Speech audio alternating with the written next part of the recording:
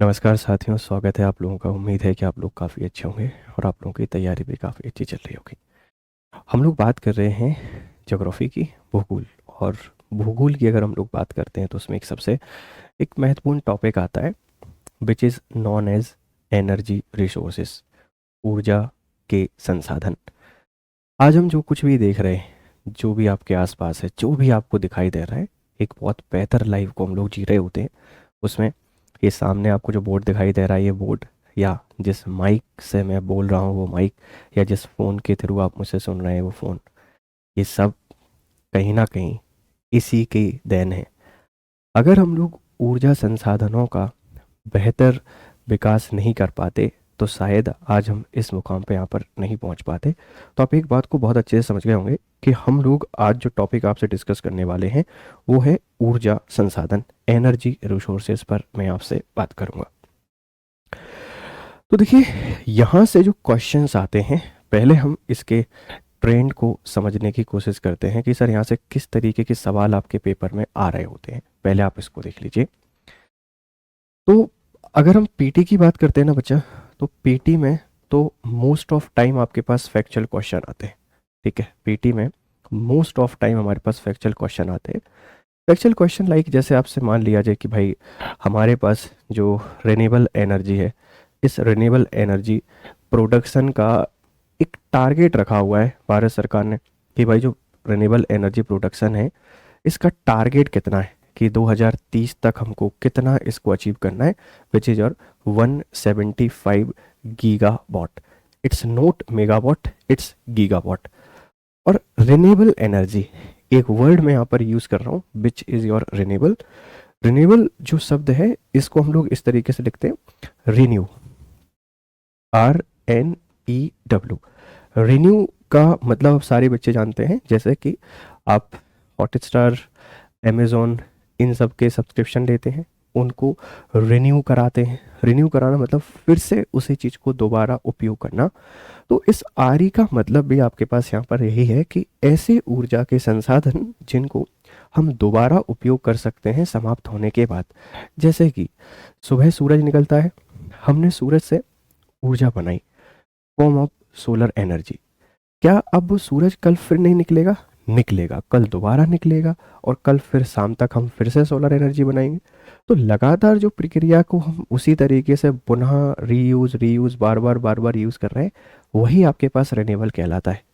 तो आपसे क्वेश्चन ऐसे ही बन सकता है कि which one is source of renewable energy. इनमें से ऐसा कौन सा है जो रिन्यूएबल एनर्जी है, या ऐसा कौन सा है जो रिन्यूएबल एनर्जी नहीं है। सवाल की प्रकृति को समझने की कोशिश कीजिएगा कि सवाल की प्रकृति कैसे भी बन सकती है। जैसे मान लीजिए अभी हमने एक शब्द यूज किया, सोलर एनर्जी। अब इस तरीके से सवाल बन गया कि who is the largest producer of solar energy. अब वर्ल्ड में पूछा जा सकता है कि भाई जो पूरी दुनिया है इसमें सबसे ज़्यादा उत्पादन कौन करता है। तीन चार नाम लिख लेते हैं। यूएसए, यूएसए के बाद आ जाएगा चाइना, चाइना के बाद आ जाएगा आपके पास यहाँ पर इंडिया, और एक और नाम हम लोग यहाँ पर लिख देते हैं, वो है आपके पास रसिया। तो आपको बताना है कि इनमें से ऐसा कौन है जो सबसे ज़्यादा सोलर एनर्जी का प्रोडक्शन कर रहा है। ये कुछ बातें मैं आपसे सिर्फ इसलिए कर रहा हूँ ताकि आप ये समझ सकें कि जिस टॉपिक को हम लोग पढ़ने जा रहे हैं, यहाँ से जो सवालों की प्रकृति है, जो नेचर है क्वेश्चंस का, ये नेचर क्या हो सकता है, किस तरीके के सवाल आपको यहाँ पर देखने को मिल सकते हैं। आई होप आप इस बात को समझ गए होंगे। या मान लीजिए उन्होंने आपसे क्वेश्चन इस तरीके से पूछ लिया कि भारत का ऐसा कौन सा राज्य है, अब हम लोग भारत की बात कर रहे हैं, इंडिया का ऐसा कौन सा स्टेट है जो largest largest largest renewable renewable energy energy capacity लेके चलता है।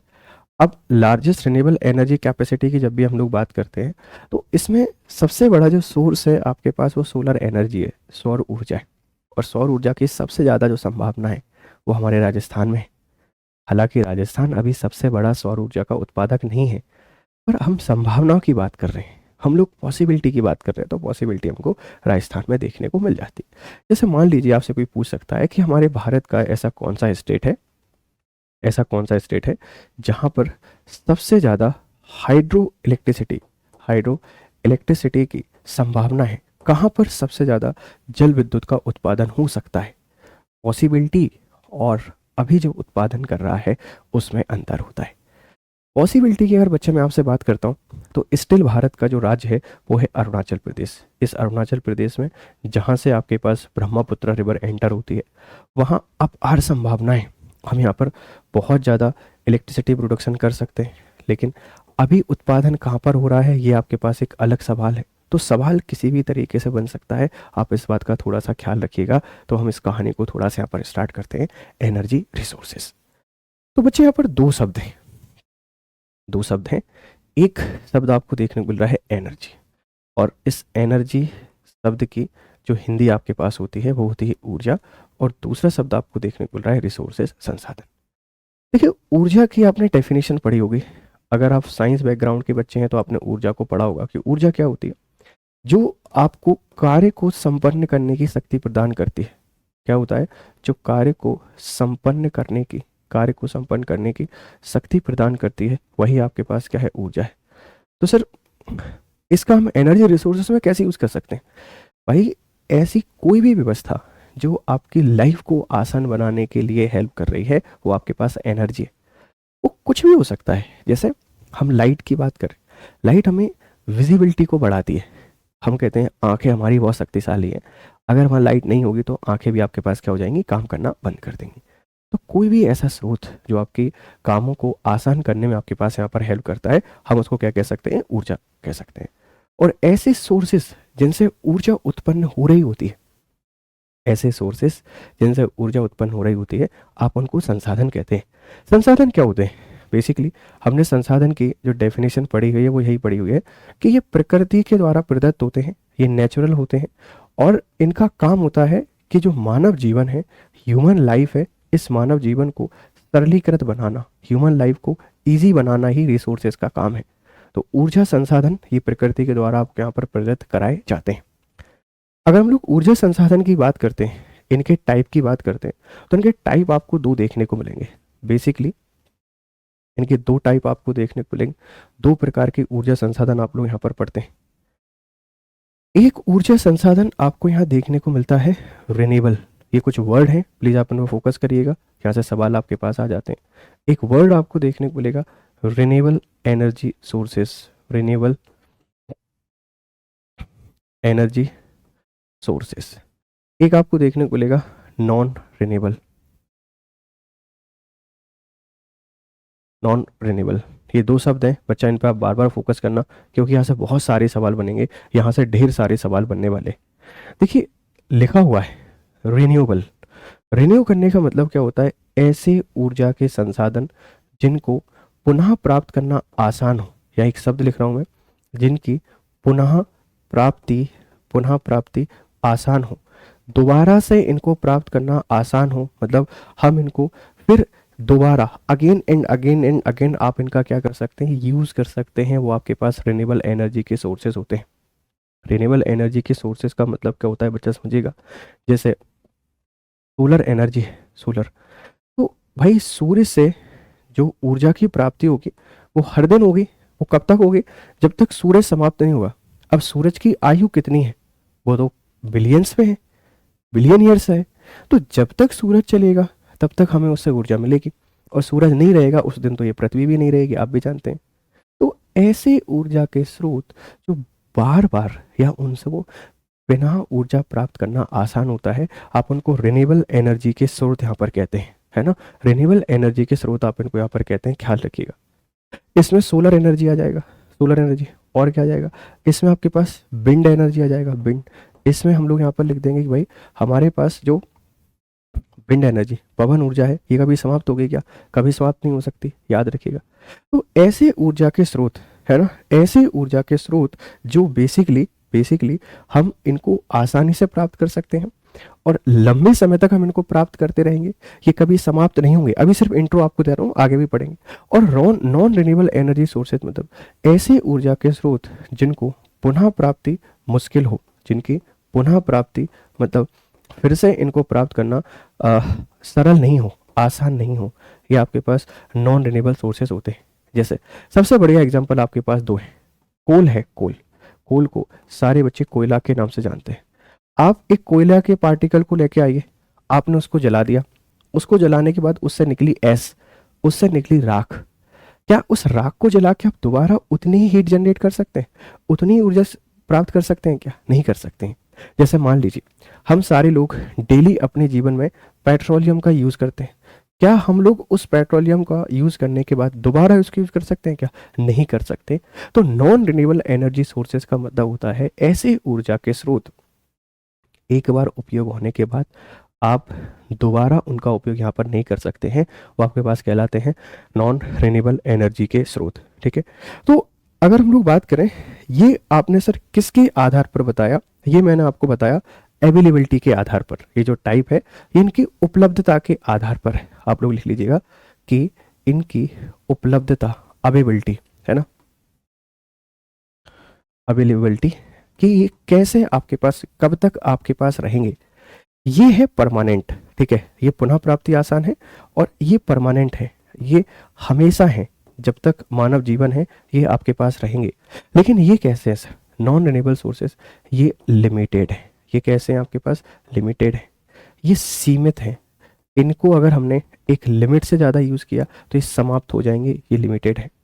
तो उपलब्धता के आधार पर ऊर्जा के स्रोत को आप कैसे डिवाइड करते हैं? दो में डिवाइड करते हैं। एक है नॉन रिन्यूएबल। देखिए शब्द पर फोकस कीजिए, नॉन रिन्यूएबल, गैर नवीकरणीय। गैर का मतलब क्या होता है? नहीं कर सकते। नवीकरणीय मतलब दोबारा आप उनको प्राप्त नहीं कर सकते, गैर नवीकरणीय। नहीं कर सकते या प्राप्त करना आसान नहीं होता? प्राप्त करना आसान नहीं होता। क्यों सर? देखो कोयला है, आपने जलाया, और कोयले की बनने की प्रोसेस क्या है? एक आध लाख 2 लाख साल में जाके जो चीज़ आपने राख को जलाया है वो आगे जाके प्रकृति के और तत्वों से मिलकर कोयला तो बनेगा ही बनेगा, पेट्रोलियम भी बनेगा ही बनेगा। तो जिनको पुनः प्राप्त करना मुश्किल हो आप उनको कहते हैं नॉन रिन्यूएबल, गैर नवीकरणीय। और रिन्यूएबल का मतलब क्या होता है? रिन्यू कराना आसान हो, रिन्यू कराना आसान हो, आपके वो रिन्यूएबल सोर्स यहाँ पर कहलाते हैं। इनके एक एक दो दो एग्जाम्पल भी मैंने आपको यहाँ पर बता दिया है। चलिए अब दूसरा जो टाइप हम लोग यहाँ पर देखने वाले हैं, सेकंड जो टाइप है वो हम लोग बताएंगे इनकी परंपरा, इनकी ट्रेडिशनल यूज़ के आधार पर। सेकंड जो टाइप है वो है इनका जो ट्रेडिशनल यूज़ है, ट्रेडिशनल यूज़। ट्रेडिशनल यूज़ को हम लोग हिंदी भाषा में बोलते हैं कि हमने इनके किस तरीके से यूज़ करते आ रहे हैं परंपरागत, परंपरागत उपयोग के आधार पर। ये दो प्रकार के होते हैं। ट्रेडिशनल यूज़ के आधार पर अगर आप एनर्जी रिसोर्सेज को पढ़ोगे बच्चा तो ये आपको दो प्रकार के देखने को मिलेंगे। एक रहेंगे आपके परंपरागत, परंपरागत कन्वेंशनल,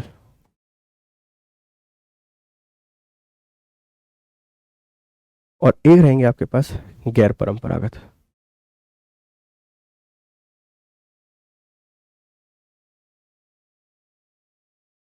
नॉन कन्वेंशनल।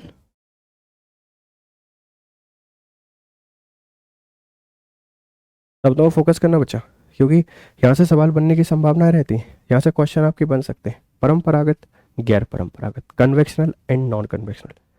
देखिए परंपरागतता का मतलब क्या होता है?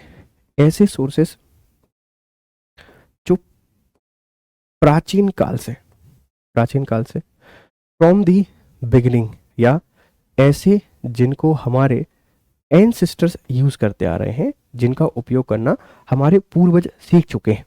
जैसे आपसे कोई पूछ सकता है लकड़ी है, लकड़ी ये प्राचीन ऊर्जा का स्रोत है या नहीं है? बिल्कुल है। अगर हम वुड्स की बात करते हैं, इसको जलाकर हम खाना पकाते थे, तो ये क्या है? ये प्राचीन ऊर्जा का स्रोत है, ये परंपरागत है। उनका उपयोग शुरुआत से किए जा रहे हैं, प्राचीन काल से कर रहे हैं, हमारे पूर्वज भी इनका उपयोग करना जानते थे। इसमें हम कोल को भी लिख सकते हैं, क्योंकि पहले लकड़ी को जलाकर कोयला बनाया जाता था, तो इसमें लकड़ी आ जाएगी, इसमें कोयला आ जाएगा, इसमें पेट्रोलियम। मतलब हम अभी जब जी रहे हैं, इससे पहले लोगों ने सबसे पहले जिनका उपयोग करना सीखा ऊर्जा के स्रोत पर, वो परंपरागत। गैर परंपरागत या नॉन कन्वेंशनल की जब भी बात करते हैं, नॉन कन्वेंशनल की, ये ऐसे हैं, ये न्यू है। न्यू हमारी आवश्यकताओं की पूर्ति के लिए हमने इनकी खोज की है। ये नवीन है और वर्तमान समय में इनका हम उपयोग बढ़ा रहे हैं। वर्तमान समय में हमारे जीवन का हिस्सा ये बन रहे हैं। इसमें आप लोग लिख सकते हैं सोलर एनर्जी, सोलर। आप इसमें लिख सकते हैं विंड एनर्जी, विंड एनर्जी। आप इसमें लिख सकते हैं जियोथर्मल एनर्जी। मतलब जिनके बारे में हमको अभी पता चलता जा रहा है, अभी हम इनका उपयोग बढ़ाते जा रहे हैं, वो नॉन कन्वेंशनल है। बच्चा एक चीज़ मैं आपको बहुत अच्छे से क्लियर कर दूं कि हम एक रिन्यूएबल और नॉन रिन्यूएबल पढ़ते हैं। ये सारे के सारे आपके पास क्या है सर? नॉन रिन्यूएबल सोर्सेज हैं, है ना। ये सारे के सारे आपके पास क्या है? नॉन रिन्यूएबल सोर्सेज हैं, याद रखिएगा। और परंपरागत को आप लोग यहाँ पर क्या बोलते हैं? कन्वेक्शनल बोलते हैं। तो प्लीज़ इनमें किसी भी तरीके का आप लोग कन्फ्यूजन क्रिएट मत करिएगा। अगर आप लोग कन्फ्यूजन क्रिएट करेंगे ना तो आप परेशान हो जाएंगे। सिंपल सी कहानी, क्लियर है? चलिए, अब एक और जो टाइप आपको पढ़ना होता है वो है इनके ओरिजिन के आधार पर, इनकी उत्पत्ति के आधार पर, कि भाई कि इनकी उत्पत्ति कहाँ से होती है, ओरिजिन, उत्पत्ति के आधार पर। तो जब भी आप लोग ऊर्जा संसाधन को पढ़ेंगे, ऊर्जा संसाधन के हम 3 प्रकारों की चर्चा कर रहे हैं, उत्पत्ति, ओरिजिन। देखिए, तो ओरिजिन के आधार पर सबसे पहले फॉसिल हो सकता है। फॉसिल्स ऐसे ऊर्जा के स्रोत जिनकी प्राप्ति का स्रोत क्या है सर? जीवाश्म है। मतलब जो हमें जीवाश्म से मिल रहे होते हैं, जीवों के अवशेषों से मिल रहे होते हैं। आप जैसे कोयला क्या है? कोयला एक फॉसिल फ्यूल है।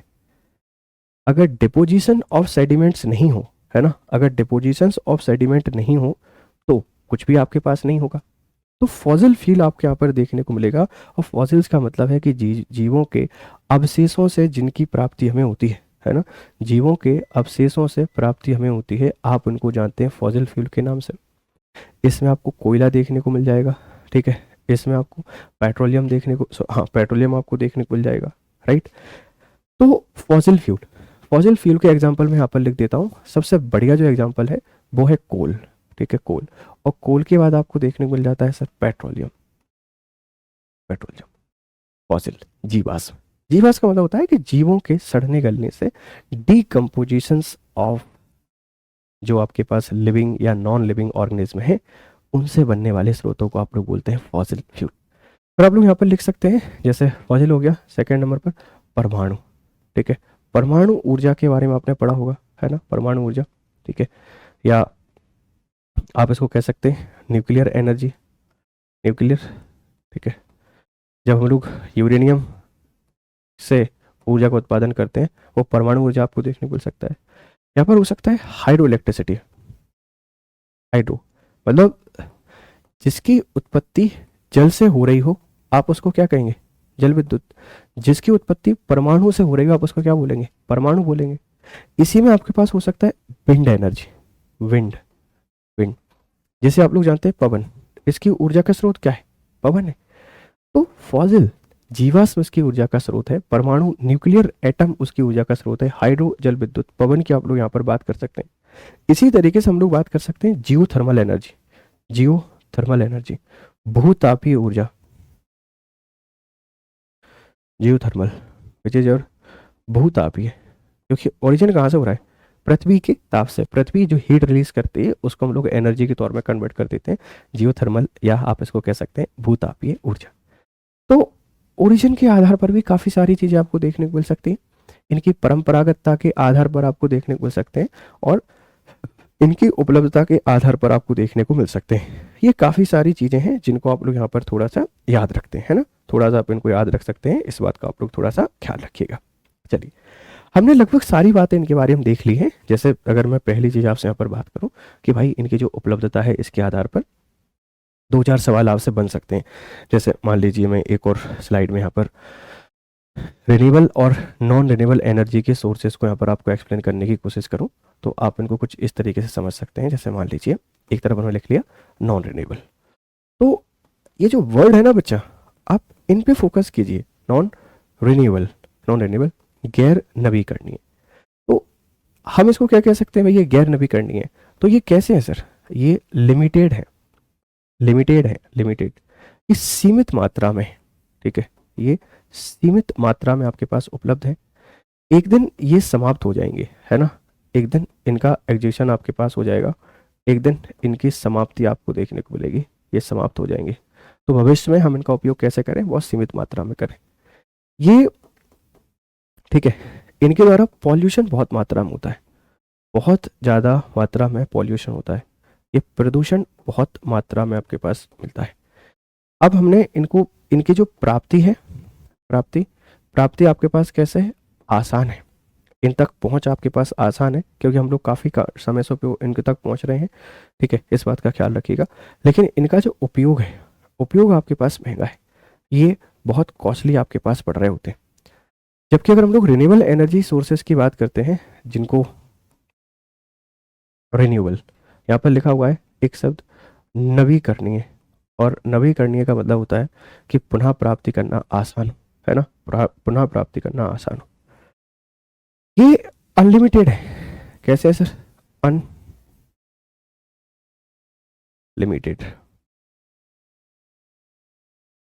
असीमित है, इनका पुनः प्राप्त करना आसान है, बहुत इजीली आप इनको रीयूज कर सकते हैं, अनलिमिटेड है, ठीक है।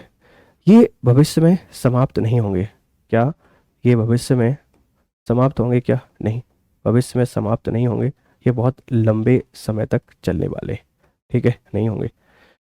ये एनवायरमेंट फ्रेंडली है,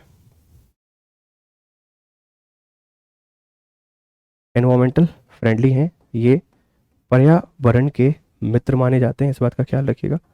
और इनको देखो, प्राप्ति इनकी थोड़ी सी कॉस्टली है, प्राप्त करना थोड़ा सा आपके पास महंगा है, क्योंकि मशीनरी इनका महंगा है। लेकिन यूज़ इनका कैसा है सर, बहुत सस्ता है, उपयोग करने में बहुत सस्ते आपके पास पड़ते हैं। एग्जाम्पल के तौर पर आप लोग देख सकते हैं कि जैसे अगर हम लोग अभी एक तरफ बात करते हैं पेट्रोल कार की, एक तरफ हम लोग बात करते हैं ईवी की, हालांकि जो इलेक्ट्रिसिटी है वो हमारे पास आ तो अल्टीमेटली इन्हीं से रही है, लेकिन अगर हम सोलर पैनल का यूज़ करना स्टार्ट कर दें, सोलर एनर्जी का यूज़ करना स्टार्ट कर दें, तो हमें ये बहुत आसान आपको देखने को मिल जाते हैं, ठीक है भाई। तो परंपरागत ऊर्जा के स्रोत आपको यहाँ पर देखने को मिल गए हैं। इसके अगर एग्जाम्पल मैं लिखना चाहूँ तो कुछ एग्जाम्पल लिख सकते हैं,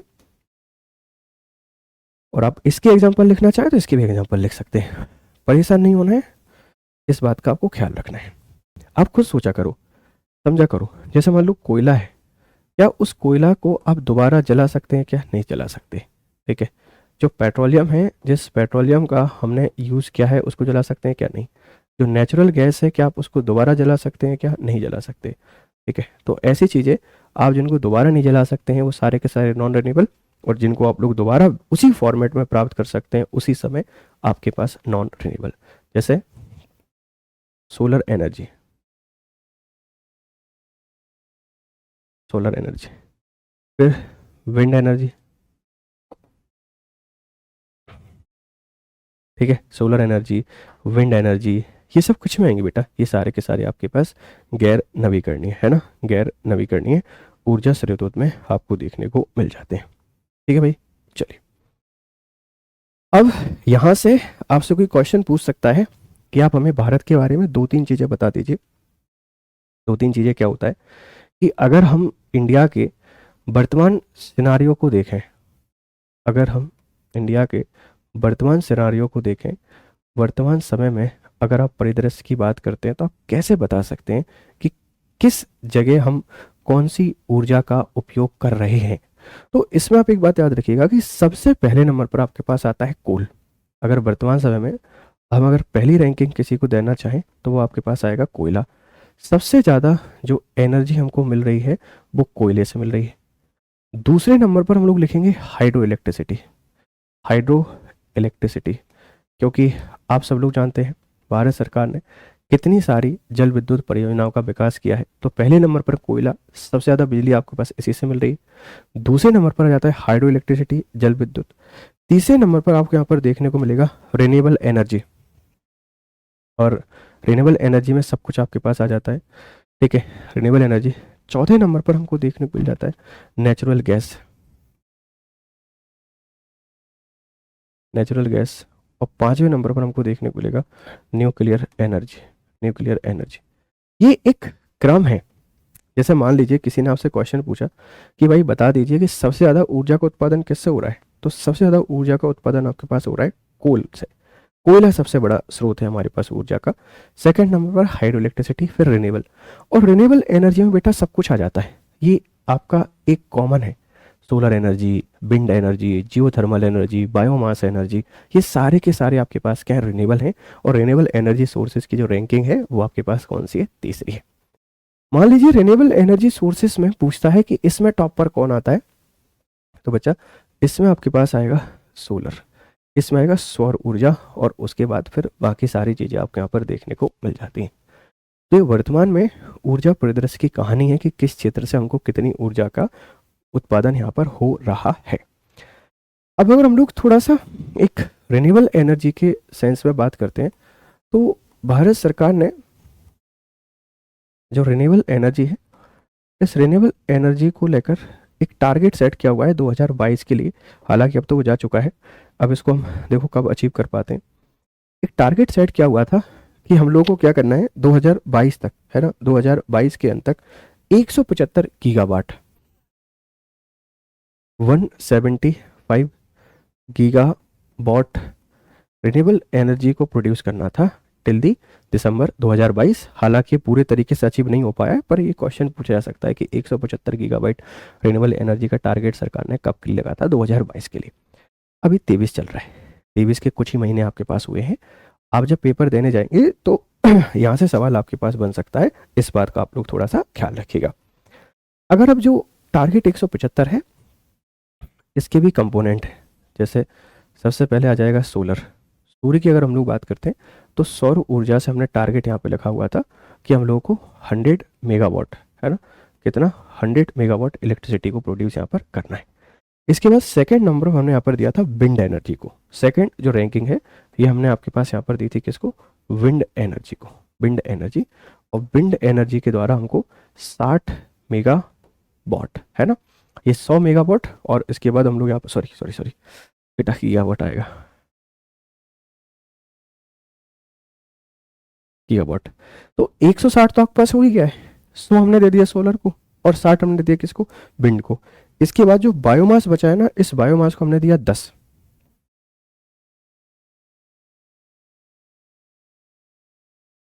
बायोमास दिया हमने ऐसे कौन सा 10। और फिर हमने दिया जो स्मॉल आपके वाटर वेज हैं, इन स्मॉल की अगर हम लोग बात करते हैं, लघु जो परियोजनाएं होती हैं, इन स्मॉल प्रोजेक्ट को दिया 5 गीगावाट, ये गीगावाट। तो 2022 तक कितना अचीव करना था बच्चा, 175 गीगावाट। और ये टारगेट है आपका 2022 तक का, इस समय तक इतना हमको अचीव करना चाहिए था। ये ओवरऑल रैंकिंग आपके पास है।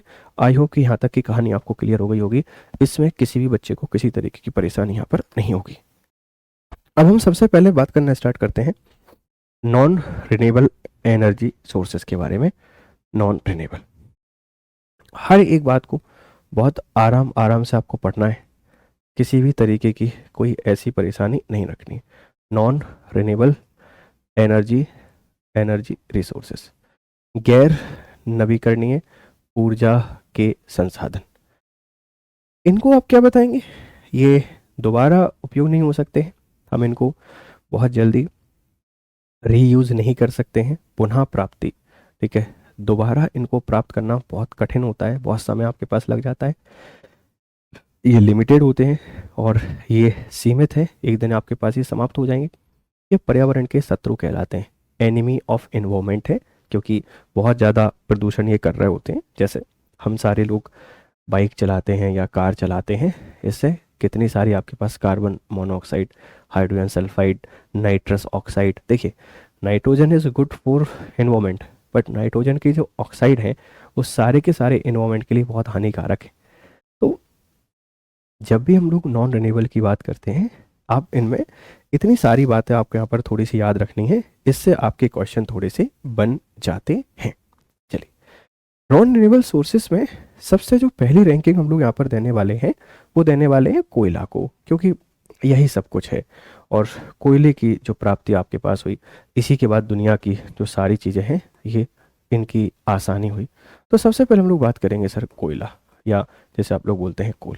कोयला क्या है सर, तो ये कार्बन की मात्रा आपको यहाँ पर देखने को मिलेगी। जो कार्बन है, इस कार्बन की मात्रा आपको यहाँ पर देखने को मिल जाती है। कार्बन की मात्रा आपको देखने को मिलेगी, याद रखिएगा। कार्बन भी आपको देखने को मिलेगा, हाइड्रोजन भी आपको देखने को मिलेगा, ऑक्सीजन भी आपको यहाँ पर देखने को मिल जाते हैं। तो कार्बन, हाइड्रोजन, ऑक्सीजन, फास्फोरस और सल्फर सब कुछ आपको देखने को मिलेगा। जैसा आपसे कोई पूछ सकता है कि क्या कार्बन में सिर्फ, कोयले में सिर्फ कार्बन पाया जाता है क्या? नहीं, इसमें जो कार्बन है ये मेन कंपोनेंट है, क्योंकि जो जलता है, लेकिन इसको जलने में हेल्प कौन करेगा? वो आपके पास है ऑक्सीजन। तो कार्बन, ऑक्सीजन, हाइड्रोजन, फास्फोरस, आप देखिए ये फास्फोरस और सल्फर, ये जब जलते हैं तो नुकसानदायक आपके पास हो जाते हैं। तो कोयले में कार्बन की मात्रा पाई जाती है, ऑक्सीजन की मात्रा पाई जाती है, हाइड्रोजन की मात्रा पाई जाती है, फास्फोरस पाया जाता है और सल्फर आपको यहाँ पर देखने को मिल जाता है। कोयले को हम बेसिकली ब्लैक गोल्ड के नाम से भी जानते हैं। आपसे कोई पूछ सकता है कि कौन काले सोने के नाम से जाना जाता है? काला सोना, ब्लैक गोल्ड, कोयले को ही कहा जाता है। और कोयला ही आपके पास जो है, इसे आप मदर ऑफ मॉडर्न इंडस्ट्री कहते हैं। आपसे एक सवाल पूछ सकता है कि आधुनिक उद्योग की जो जननी है, ये जननी किसको बोला जाता है? मदर ऑफ मॉडर्न इंडस्ट्री आप कोयले को ही बोलेंगे। तो कोयला में कार्बन की मात्रा सर्वाधिक पाई जाती है। क्या सिर्फ कार्बन पाया जाता है? नहीं, कार्बन के साथ में हाइड्रोजन, कार्बन के साथ में ऑक्सीजन, इसी के साथ में सल्फर और इसी के साथ में फास्फोरस भी आपको देखने को मिल जाता है। हम इसको ब्लैक सोने के नाम से भी जानते हैं। काला सोना आपके पास ये कहलाता है। और इसको देखो, बेसिकली जो फॉसिल्स होते हैं ना, उन फॉसिल्स से इसकी प्राप्ति आपके पास होती है। जो भी जीवाश्म होते हैं, उन जीवाश्म में बहुत लंबे समय के बाद काफ़ी सारी चीज़ें बनती हैं, तो उसका ही एक जो बाई प्रोडक्ट है वो आपके पास कोयला है। ये जलता है, इसका दहन होता है और इससे हम लोग क्या करते हैं? ऊर्जा की उत्पत्ति करते हैं या विद्युत की हम लोग प्राप्ति इससे करते हैं। ठीक है, मदर ऑफ मॉडर्न इंडस्ट्री किसको बोल रहे हैं आप लोग? तो मदर ऑफ मॉडर्न इंडस्ट्री भी हम लोग कोयले को यहाँ पर बोल रहे हैं। अब इसमें जो कार्बन की मात्रा है, इस कार्बन की मात्रा के आधार पर हम कोयले को कुछ वर्गीकृत करते हैं। कार्बन की मात्रा, इसमें जो भी कार्बन पाया जाता है इसकी प्रतिशत में मात्रा को देखते हैं और उसके आधार पर कोयला हमको 4 प्रकार का देखने को मिलता है। 4 प्रकार का कोयला आपको देखने को मिल जाते हैं। एक आपको देखने को मिलेगा एंथ्रेसाइट, है ना, एंथ्रेसाइट। सबसे पहले हम लोग बात करते हैं एंथ्रेसाइट। दूसरे नंबर पर आपको देखने को मिल जाता है बिटुमिनस, है ना, बिटुमिनस। तो बिटुमिनस आपको देखने को मिल जाएगा। ठीक है, लिग्नाइट, लिग्नाइट। और फिर हमको देखने को मिलेगा चौथे नंबर पर पीट कोयला। अब सवाल क्या बनेगा? सर कोयला कितने प्रकार का होता है? कोयला 4 प्रकार का होता है कार्बन की मात्रा के आधार पर। सबसे पहले हमको देखने को मिलेगा एंथ्रेसाइट, फिर हमको देखने को मिल जाता है बिटुमिनस, फिर हमको देखने को मिल जाता है लिग्नाइट और फिर हमको देखने को मिलता है पीट कोयला। एंथ्रेसाइट ये किस आधार पर है? जिसमें कार्बन की मात्रा ज़्यादा हो। एंथ्रेसाइट एक ऐसा कोयला होता है जिसमें 80 से 90% तक कार्बन की मात्रा पाई जाती है। मेन कंपोनेंट आपको इसमें कार्बन यहाँ पर देखने को मिलेगा। कार्बन की मात्रा इसकी क्वालिटी को बताती है और क्वालिटी का सिंपल सा मतलब होता है जिसका दहन लंबे समय तक हो, लंबे समय तक आपके पास ये जले और अवशेष, सेडिमेंट कम छोड़े। राख एक सेडिमेंट है, एस एक इसका सेडिमेंट है और एक धुआं, स्मॉग आप इसको कहते हैं, जो कम स्मॉग रिलीज करे, जिसके द्वारा कम एस छोड़ा जाए, वह आपके पास हाई क्वालिटी का कोयला होता है। उत्तम क्वालिटी का कोयला आपको देखने को मिलेगा। तो एंथ्रेसाइट में कार्बन की मात्रा ज़्यादा पाई जाती है, 80 से 90%। बिटुमिन्स की अगर हम लोग बात करते हैं तो इसमें आपके पास 60 से 80% देखने को मिलेगा। और लिग्नाइट की अगर हम लोग बात करते हैं तो इसमें 40 से 60% तक कार्बन की मात्रा देखने को मिलेगी। और पीट मतलब बिलो 40%, 40% से भी कम कार्बन की मात्रा पाई जाती है, पीट कोयला कहलाता है। अब एक सवाल बन सकता है कि हाई क्वालिटी का कोयला कौन सा है? तो बच्चा इसमें ये तो नहीं बताना पड़ेगा ना कि ये हाई क्वालिटी का कोयला है जिसमें कार्बन की मात्रा ज़्यादा है, कार्बन की मात्रा ज़्यादा है, वो लंबे समय तक जलेगा, कम अवशेष छोड़ेगा, और कम अवशेष छोड़ेगा तो पर्यावरण का मित्र भी आपके पास होगा। तो एंथ्रेसाइट, बिटुमिन, पीट और लिग्नाइट। जैसे अगर हम लोग बात करें भारत में सबसे ज़्यादा कौन सी प्रकार का कोयला पाया जाता है, तो आप लोग जानते हैं कि भारत में जो सर्वाधिक कोयला पाया जाता है वो बिटुमिन प्रकार का पाया जाता है। ये इंडिया में मैक्सिमम इसकी मात्रा पाई जाती है, सबसे ज़्यादा आपके पास ये पाया जाता है। लिग्नाइट की अगर हम लोग बात करते हैं तो लिग्नाइट आप सारे बच्चे जानते हैं कि हमारा तमिलनाडु लार्जेस्ट प्रोड्यूसर आपके पास है।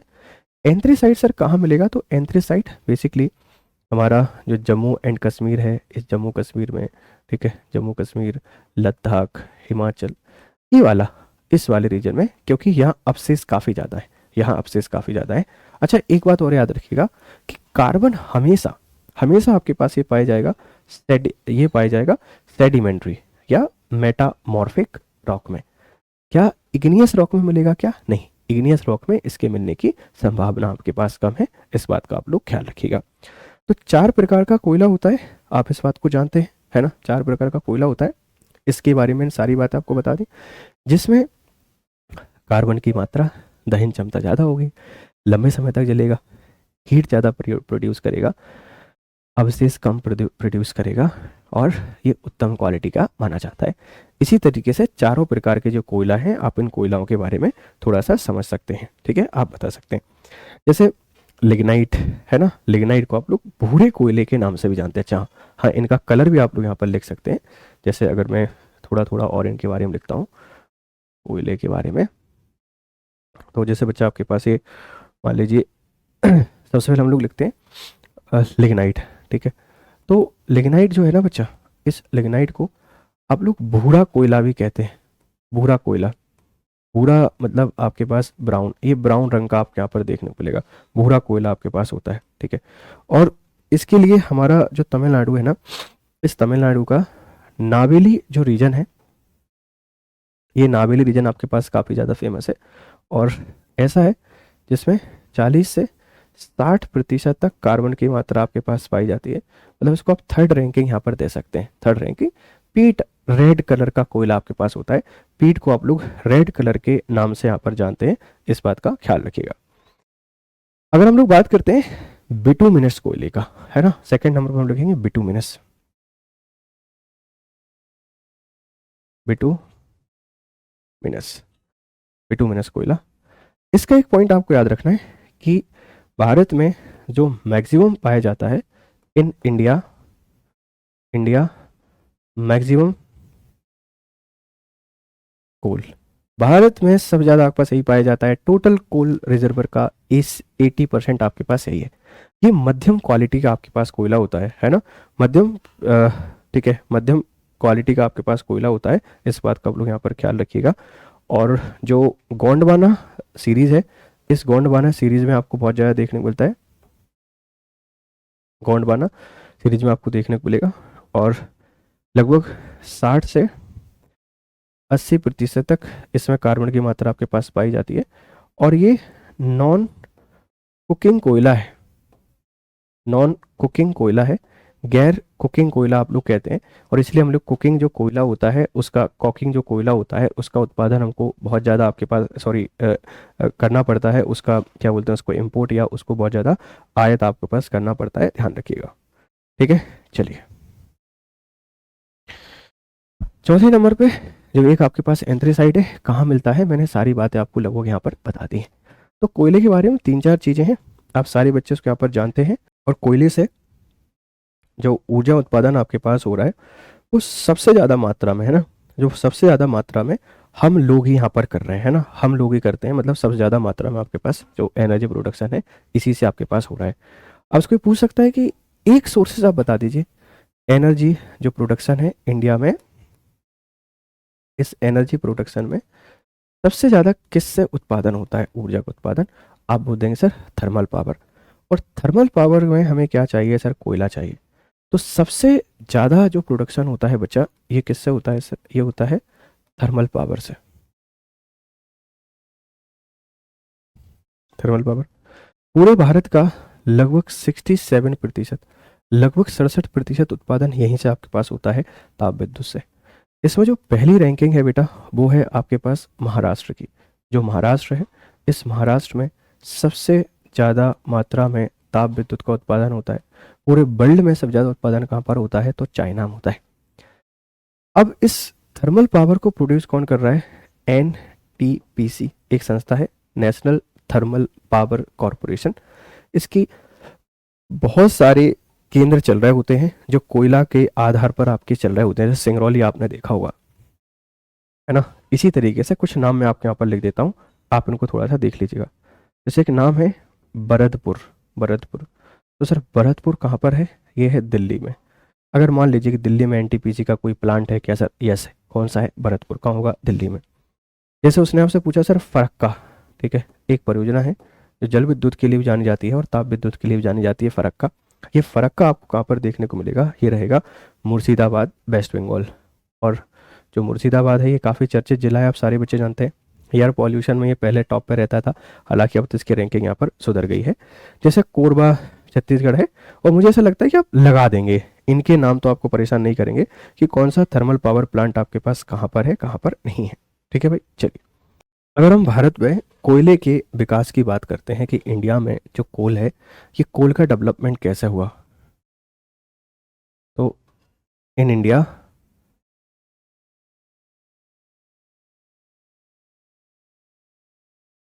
कोल डेवलपमेंट, भारत में कोयले का विकास आपके पास कैसे हुआ है, इस बात को भी जानना आपके लिए जरूरी है। देखिए भारत में दो तरीके का कोयला आपको देखने को मिलेगा। एक हमको देखने को मिलता है गोंडवाना,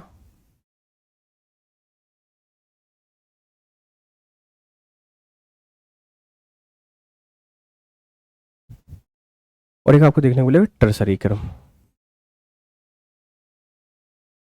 हम जब भारत के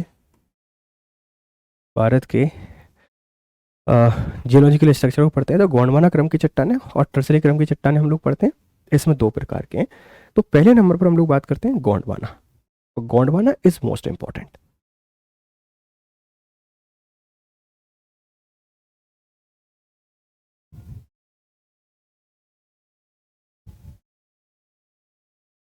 गोंडवाना क्रम की देखिए दो बातें बस याद रखिए। मैक्सिमम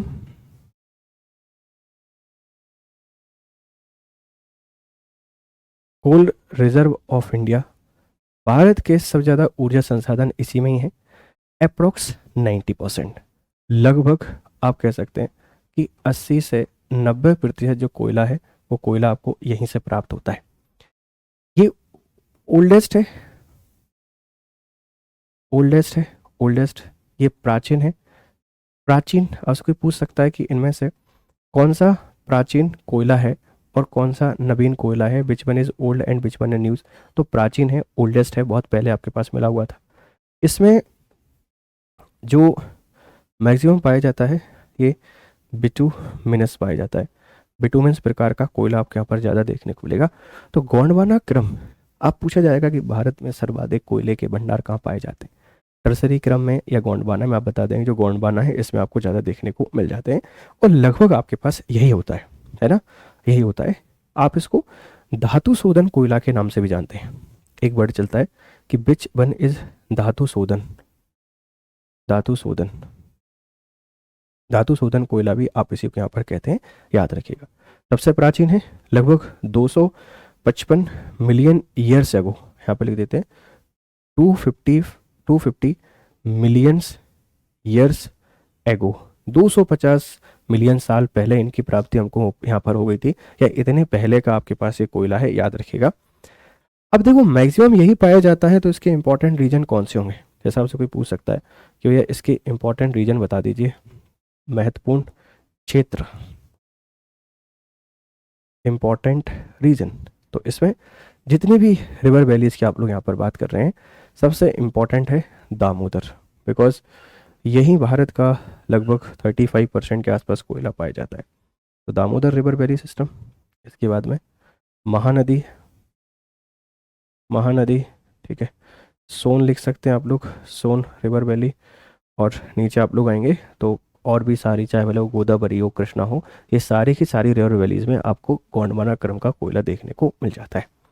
तो गोंडवाना क्रम का कोयला अगर पूछा जाएगा, आप इसके बारे में सारी बातें यहाँ पर बता देंगे, ठीक है, आप लोग यहाँ पर बता देंगे। चलिए, फिर आपको यहाँ पर देखने को मिलेगा टर्सरी क्रम। टर्सरी, तो टर्सरी क्रम का कोयला बेटा बहुत ज़्यादा फैक्ट इसके बारे में नहीं है, ठीक है। सेकेंड नंबर पर आपके पास आ जाता है टर्सरी क्रम या टर्सरी रेंज।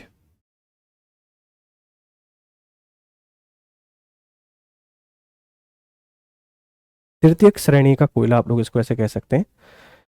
देखिए, ये एक तो 50 मिलियन ईयर्स अगो के हैं, 50 मिलियंस ईयर्स अगो, 50 लाख साल पहले के आपके पास सिर्फ ये हैं। और जो हमारा नॉर्थ ईस्ट वाला रीजन है, इस नॉर्थ ईस्ट वाले रीजन में उत्तर पूर्वी क्षेत्र में आपको देखने को मिल जाता है। बहुत बड़ा इसका क्षेत्र नहीं है, लगभग 10% के आसपास आपको देखने को मिल जाते हैं, ठीक है। मेघालय, असम, अरुणाचल प्रदेश, यहाँ पे आपको ज़्यादा देखने को मिल जाते हैं, ठीक है। चलिए, इनमें सल्फर की मात्रा ज़्यादा पाई जाती है ना। इनमें जो सल्फर है, ये सल्फर बहुत प्रेजेंट होता है, इसीलिए हम इसका इंडस्ट्री में यूज़ नहीं कर सकते हैं। अब देखिए, यहाँ से कितना प्यारा सवाल बन सकता है, बहुत प्यारा सवाल। भारत में कितनी प्रकार की चट्टानों में कोयला पाया जाता है? गोंडवाना और टर्सरी, दो क्रम की चट्टानों में पाया जाता है, गोंडवाना क्रम की और टर्सरी क्रम की। अब किस की मात्रा ज़्यादा है, किसकी मात्रा कम है, सल्फर की मात्रा किस में कम है, सल्फर की मात्रा किस में ज़्यादा है, ये सारे पॉइंटों के आंसर आपके सामने क्लियर है। ऐसा मैं उम्मीद कर रहा हूँ कि आप इनको समझ गए होंगे कि एक तो ज़्यादा कौन सा है, कार्बन की मात्रा किस में ज़्यादा है, ठीक है, पहले कौन आया, सारी बातें आपके यहाँ पर क्लियर हो गई होंगी। इम्पॉर्टेंट कोल रीजन,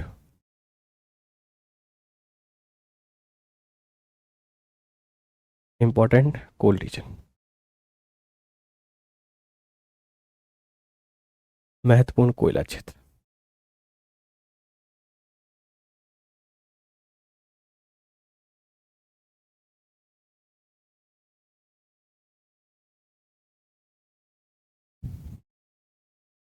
भारत के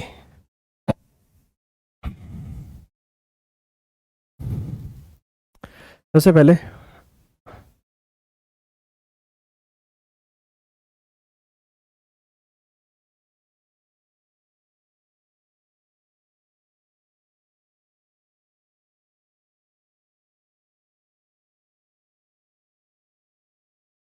दामोदर रिवर वैली, दामोदर नदी घाटी या दामोदर रिवर वैली, ठीक है भाई। चलिए, आपसे कोई पूछ सकता है कि इसका जो विस्तार है ये कहाँ पर है, तो विस्तार आप लोग बताएंगे। सर, एक स्टेट है हमारे पास झारखंड, इन झारखंड प्लस वेस्ट बंगाल, ठीक है। लार्जेस्ट कोल,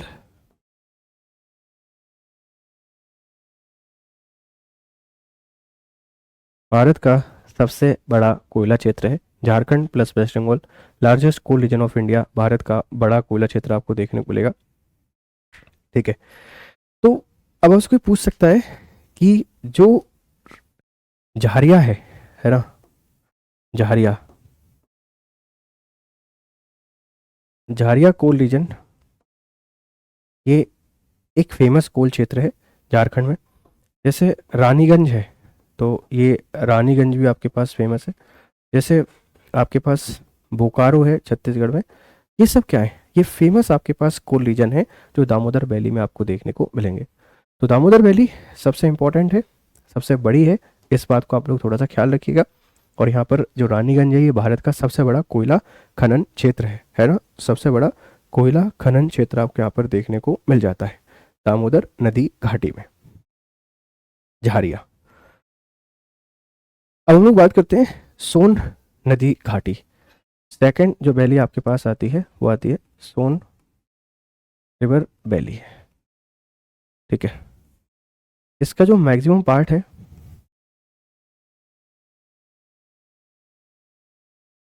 वो एमपी,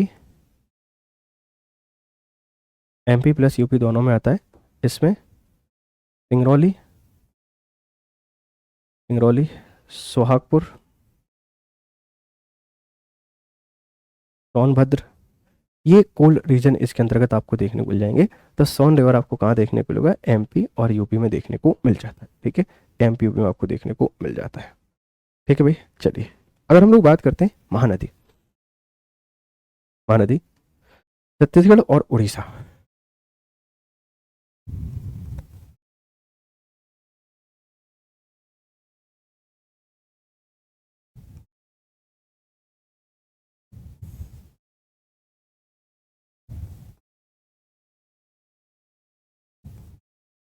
छत्तीसगढ़ प्लस उड़ीसा में आपके पास ये फैला हुआ है महानदी वाला। आप नदियों के बारे में पढ़ते हैं तो सारे बच्चे जानते हैं कि कहाँ पर आपके पास क्या रहेगा। ठीक है भाई, चलिए जैसे सुंदरगढ़, संबलपुर, है ना, उड़ीसा में दो जगह हैं, एक है आपके पास सुंदरगढ़, एक है आपके पास संबलपुर। तो अब ऐसे क्वेश्चन आ गया कि संबलपुर इज इन उड़ीसा, सुंदरगढ़, सुंदरगढ़ इन आपके पास उड़ीसा। छत्तीसगढ़ की हम लोग बात करते हैं तो एक तो सारे बच्चे आपके पास जानते हैं, बहुत फेमस है, जैसे कोरबा है। कोरबा छत्तीसगढ़ में कोयला के लिए आपके पास फेमस है ना, कोरबा की हम लोग यहाँ पर बात करते हैं। इसी के साथ में चिरमिरी, चिरमिरी एक जगह है, ये भी आपको कोयला के लिए फेमस यहाँ पर देखने को मिलेगी। चिरमिरी कहाँ पर है सर, छत्तीसगढ़ में। तो सबसे पहले कौन सा, दामोदर, उसके बाद सोन, उसके बाद महानदी। ये हमारे कुछ कोल बेल्ट हैं जो फेमस है। फिर हम लोग देखते हैं कि इसके बाद आ जाती है गोदावरी। थोड़ा सा आपको लग रहा होगा सर क्या कर रहे हैं, बट बच्चा मैं यहाँ से भी क्वेश्चन निकालूंगा, आपको समझ में आ जाएगा। गोदावरी कोल रीजन, देखिए इसका जो मैक्सिमम विस्तार है ना वो तेलंगाना में, इसका जो मैक्सिमम एरिया आता है वो मैक्सिमम एरिया आपके पास आता है तेलंगाना में। ये क्वेश्चन पूछा जा सकता है कि गोदावरी जो कोल रीजन है इसका मैक्सिमम एरिया कहाँ पर है, तो बच्चा ये है तेलंगाना। तेलंगाना, आंध्र प्रदेश नहीं है, महाराष्ट्र नहीं है, क्या है बेटा आपके पास, तेलंगाना है, ख्याल रखिएगा। ठीक है भाई, चलिए अब देखो हम लोग देख लेते हैं कोल प्रोडक्शन और कोल रिजर्वर। जैसे अगर आप लोग से कोई बात करेगा कोल प्रोडक्शन के बारे में, तो जो कोयला है इस कोयले का जो प्रोडक्शन है सबसे ज़्यादा कहाँ पर होता है, कहाँ है प्रोडक्शन, तो टॉप पर हम लोग बात करेंगे झारखंड की। सबसे ज़्यादा जो कोयले का भंडार है आप कहीं देखने को मिलेगा। सेकंड नंबर पर आपके पास आ सकता है वेस्ट बंगाल, और थर्ड नंबर पर आपके पास आ जाएगा उड़ीसा। ये कोयले के भंडार की बात कर रहे हैं। कोल रिजर्वर, सॉरी बेटा प्रोडक्शन लिख दिया, बट आप लोग यहाँ पर लिखिए कोल रिजर्व। सबसे पहले आपके पास आएगा झारखंड, फिर उड़ीसा, फिर Chhattisgarh, sorry Jharkhand second number पर, उड़ीसा और थर्ड नंबर पर छत्तीसगढ़। आपसे कोई क्वेश्चन पूछेगा सर्वाधिक कोल रिजर्व कहाँ पर है, कोल रिजर्व, तो रिजर्व कहाँ पर है सब ज़्यादा बच्चे, तो सब ज़्यादा आपको देखने को मिलेगा पहले नंबर पर झारखंड, सेकंड नंबर पर उड़ीसा और थर्ड नंबर पर सीजी। ये क्या है सर, कोल के रिजर्व हैं, कोयले के भंडारण सब ज़्यादा पाए जाते हैं झारखंड में। उत्पादन की बात करते हैं तो उत्पादन की अगर हम लोग बात करेंगे प्रोडक्शन, तो अभी सब ज़्यादा प्रोडक्शन आपके पास कर रहा है छत्तीसगढ़। एक बार देख लेंगे हम इसको उड़ीसा के साथ भी। ठीक है, छत्तीसगढ़, फिर सेकंड नंबर पर बता रहे हैं झारखंड, और थर्ड नंबर पर आ रहा है आपके पास कौन सा, उड़ीसा। एक बार आप इसको क्रॉस चेक कर लेंगे कि कोयला प्रोडक्शन में क्या अभी उड़ीसा टॉप पर है या नहीं है। ये कोयले की आपके पास छोटी सी कहानी है। और थर्मल पावर हम सबसे ज़्यादा प्रोड्यूस करते हैं, लगभग 67% इसी का हिस्सा है। और इसमें भी पहले नंबर पर जो रैंकिंग आती है वो आप लोग बता देंगे कि पहली रैंकिंग हमारी किसकी है बच्चा, वो है महाराष्ट्र की। अब हम लोग चलते हैं सेकंड नंबर पर नेचुरल, जैसे खनिज तेल एवं प्राकृतिक गैस।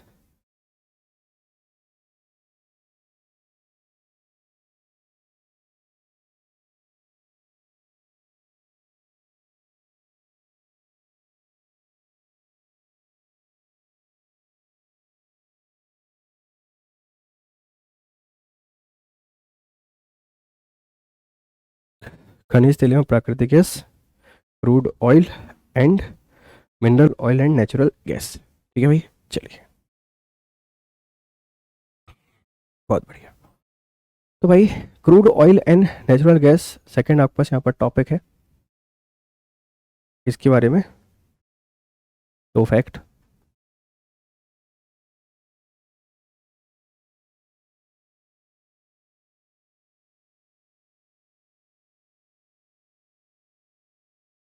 सेडिमेंट्री रॉक और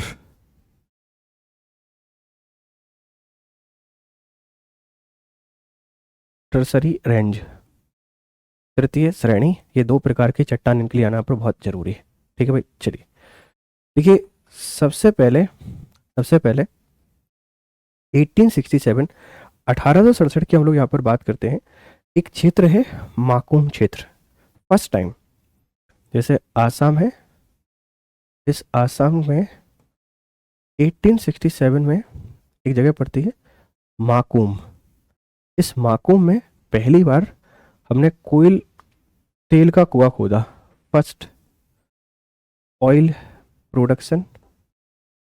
सबसे पहले तेल के खोदने का प्रयास किया गया, असफल हो गया। लेकिन 1889, 1889 में डिगबोई, और डिगबोई कहाँ पड़ता है sir? Digboi also present in Assam.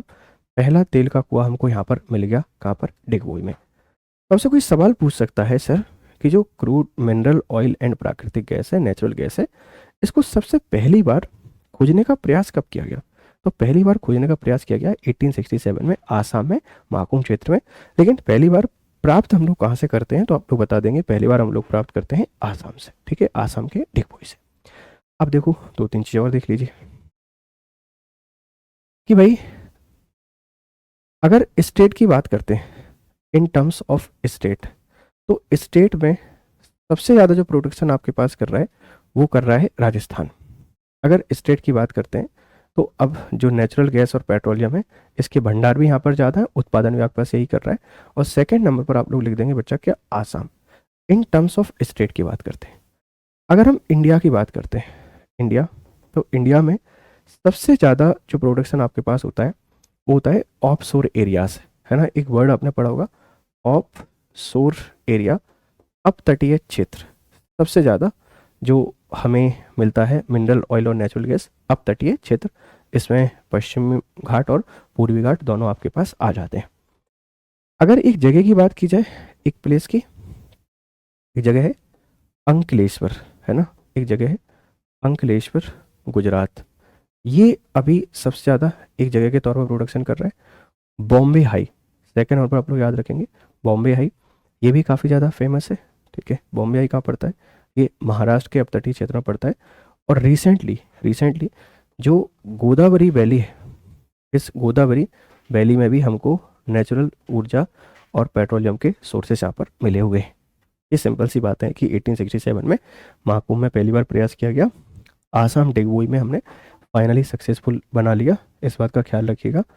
और फिर अगर हम लोग बात करते हैं तो राजस्थान स्टेट इंडिया में ऑफशोर अवतरण क्षेत्र में अंकलेश्वर गुजरात, बॉम्बे हाई और गोदावरी वैली में आपको देखने को मिल जाता है। ठीक है, इस बात का आप लोग ख्याल रखिएगा। अब हम लोग यहाँ पर इस बात को थोड़ा सा आगे बढ़ाते हैं, आप समझने की कोशिश करिएगा। दो चीज़ें, एक आपके पास यहाँ पर है प्राकृतिक गैस, एक आपके पास है पेट्रोलियम। तो हम इनसे रिलेटेड कुछ फैक्ट देख लेते हैं। जैसे सबसे पहले हम लोग यहाँ पर लिखेंगे पेट्रोलियम। तो जो पेट्रोलियम है, इस पेट्रोलियम में हमको दो चीज़ें जाननी है। ठीक है, एक तो आपको पता होना चाहिए सर उत्पादन कहाँ पर हो रहा है। उत्पादन, उत्पादक, और उत्पादक को आप इंग्लिश में बच्चे बोलते हैं प्रोड्यूसर। ठीक है, प्रोड्यूसर। और एक आपके पास जो नाम होता है वो होता है भंडारक, है ना? थोड़ा सा कभी कभार ये बोर्ड इशू कर देता है, तो अभी भी इशू हो गया है, चल नहीं रहा है। एक आध मिनट अपन लोग यहाँ पर वेट कर लेते हैं। ठीक है, तो पेट्रोलियम के अगर हम लोग बात करेंगे उत्पादन की, उत्पादन मतलब वो लोग जो प्रोड्यूसर हैं, प्रोड्यूसर जो प्रोड्यूस करते हैं, और एक आपको देखने को बोलेंगे भंडारण कहाँ पर पाए जाते हैं, जो रिजर्वर हैं ये रिजर्व कहाँ पर ज़्यादा पाए जाते हैं। तो अगर पेट्रोलियम उत्पादन की अगर करेंटली अभी बात की जाए वर्तमान समय में, तो जो पहली रैंकिंग आप लोग दे सकते हैं उत्पादन में वो है राजस्थान। ये भारत सरकार का डेटा है, मेरा इसमें ऐसा कोई भी कंट्रीब्यूशन नहीं है कि मेरा डेटा बता रहा हूँ कि पेट्रोलियम उत्पादन में पहली रैंकिंग आप लोग किसको देंगे? राजस्थान को। सेकंड जो रैंकिंग देनी है बच्चा पेट्रोलियम उत्पादन में, वो आपको देना है गुजरात को, और तीसरी जो रैंकिंग देनी है वो आपको देनी है आसाम को। वो हम लोग क्षेत्रों की बात कर रहे थे, अब हम लोग राज्यों की बात कर रहे हैं।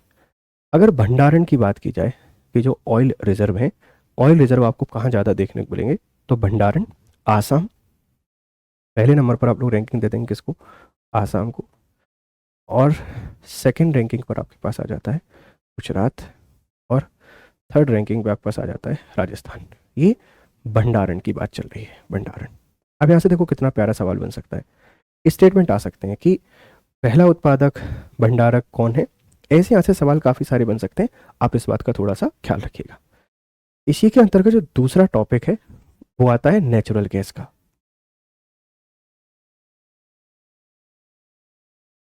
Natural gas which is your प्राकृतिक गैस। जैसे हम एलपीजी, सीएनजी, ये क्या है, ये नेचुरल गैसेस, हम इनका यूज़ कर रहे हैं। अभी हमने पेट्रोलियम की बात की, इसमें पेट्रोल, डीजल, चारकोल, ये सब पेट्रोलियम के अंतर्गत आते हैं। प्राकृतिक गैस के अगर हम लोग बात करते हैं तो जो भंडार है, सबसे पहले हम लोग बात करेंगे रिजर्वर की। ठीक है, रिजर्वर कहाँ ज़्यादा पाए जाते हैं, भंडार कहाँ ज़्यादा पाए जाते हैं, तो भंडार की जब भी बात करेंगे पहले नंबर पर आ जाएगा बेटा आसम, आसम। दूसरे नंबर पर आ जाएगा आपके पास गुजरात, गुजरात, और तीसरे नंबर पर आपके पास आ जाएगा आंध्र प्रदेश। ये भंडार पाए जाते हैं प्राकृतिक गैस की, भंडार मतलब रिजर्व कहाँ पर पाए जाते हैं, तो सबसे ज़्यादा आपके पास रहेगा आसाम, गुजरात और आंध्र प्रदेश। अगर उत्पादन की बात करते हैं, वर्तमान समय में जो प्रोडक्शन है, इस प्रोडक्शन की प्रोड्यूसर की बात करते हैं, तो 3 स्टेट के नाम आपको याद रखना है। पहले नंबर पर फिर आ जाएगा आसाम, तो Assam is the largest natural gas producer. Second number पर आपके पास आ जाता है Gujarat, Gujarat is the second, और थर्ड नंबर पर आ जाता है राजस्थान। तो Rajasthan is first in, Rajasthan is first in किसमें, प्राकृतिक gas, sorry, first in petroleum, and Assam is first in natural gas. ये फैक्ट आपको याद रखने, यहाँ से क्वेश्चन आपका बन सकता है। अब ये सब करता कौन है, ये सब कर रही होती हैं कंपनियां। कौन कर रहा होता है बच्चा, ये सब कर रही होती हैं कुछ कंपनियां, सरकार तो जाएगी नहीं। तो जब भी हम इससे रिलेटेड किसी भी कंपनी की बात करते हैं, किसी भी संस्थान की बात करते हैं, तो बच्चा 2 चीज़ें इंपॉर्टेंट है। एक है आपके पास ONGC, ONGC, ONGC, oil and natural gas corporation. इसकी स्थापना 1956 में की गई थी, और इसका जो हेडक्वार्टर है ONGC का, वो आपको बॉम्बे में देखने को मिलेगा। ONGC एस्टेब्लिश इन 1956, 1956 में इसकी स्थापना की गई थी। इस बात का आप लोग ख्याल रखिएगा। ONGC का हेडक्वार्टर दिल्ली होगा सर, बॉम्बे कैसे हो सकता है, हेडक्वार्टर इन दिल्ली। ठीक है, ONGC का फुल फॉर्म पूछा जा सकता है, स्थापना कब हुई थी पूछा जा सकता है, हेडक्वार्टर कहाँ है ये भी आपसे पूछ सकता है। इसी तरीके से एक और कंपनी आपके पास oil India limited, oil India limited, OIL, इसकी स्थापना हुई 1959 में, और इसका हेडक्वार्टर भी आपके पास दिल्ली है ना, न्यू दिल्ली, नोएडा। तो यहाँ आपको देखने को मिल जाता है। और एक कंपनी है GAIL, gas authority of India limited. ये सारी चीज़ों को देखती है कि इसको कैसे हमको कंप्रेस करना है, कैसे इसका डिस्ट्रीब्यूशन करना है। बेटा ये लोग करते हैं माइनिंग, ONGC और OIL ये माइनिंग करते हैं। गैल इंडिया अथॉरिटी की अब जब भी हम लोग बात करते हैं, gas authority of India limited, इसका काम है इसको कैसे भी करके इसको कंप्रेस करना और इसको भेजना। ये एस्टेब्लिश हुआ 1984 में, 1984 में, और इसका जो हेडक्वार्टर है वो भी आपको देखने को मिलेगा दिल्ली में। देखिए 3 कितने बढ़िया सवाल बन सकते हैं कि ONGC क्या कंप्रेस करता है, क्या नहीं करता है, कंप्रेस नहीं करता है, ये माइनिंग करता है। गेल इंडिया लिमिटेड क्या माइनिंग करता है, क्या नहीं करता है, ये कंप्रेस करके और इसके डिस्ट्रीब्यूशन को यहाँ पर देखता है। इस बात का आप लोग थोड़ा सा ख्याल रखिएगा। अब देखो ऑयल रिफाइनरीज हैं, तो ऑयल रिफाइनरी से कभी कभार क्वेश्चन बन जाता है। वैसे ज़्यादा क्वेश्चन नहीं बनते हैं, लेकिन फिर भी अगर आपसे कोई पूछता है सर ऑयल रिफाइनरी,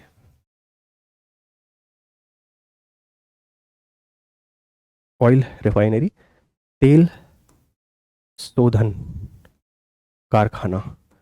अगर आप मध्य प्रदेश से हैं तो आपने बीना रिफाइनरी के बारे में सुना होगा, क्योंकि बीना रिफाइनरी बहुत बड़ी रिफाइनरी आपके पास है, और एक देश है आपके पास ओमान की सहायता से इस्टेब्लिश हुई है। तो ऑयल रिफाइनरी पहली ऑयल रिफाइनरी आपके पास 1901 में इस्टेब्लिश हुई थी, 1901 में। और ये कहाँ पर हुई थी? आसाम। आसाम का वही हमारा डिगबोई रीजन, यहाँ पर इस्टेब्लिश हुई। स्वतंत्र भारत की, इंडिपेंडेंट इंडिया की पहली जो ऑयल रिफाइनरी है ये 1954 1954 में इस्टेब्लिश हुई थी। अब यहाँ से दो सवाल बन सकते हैं।